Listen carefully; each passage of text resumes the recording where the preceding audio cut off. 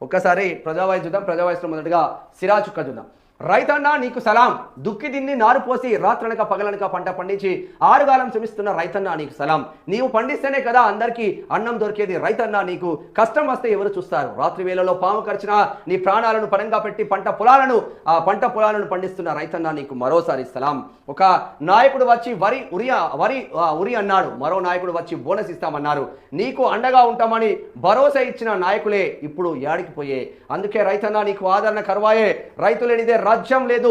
అన్నం పెట్టే రైతన్నకు గౌరవిద్దాం.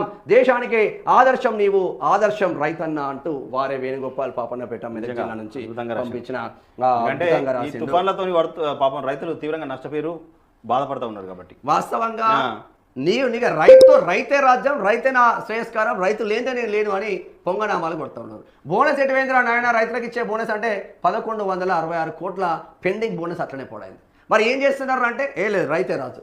మరి రైతులకు ఏమి ఇస్తున్నావు అంటే ఏమి ఇవ్వం. ఇక ఇట్లా ఉంటుంది. కపట ప్రేమ కురిపిస్తున్న నాయకులకు చెప్పు దెబ్బల దండలు పడితేనే తప్ప మారరు.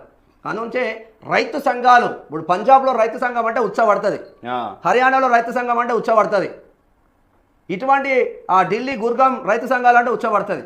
మరి మన దగ్గర ఎటువైనాయా రైతు సంఘాలు?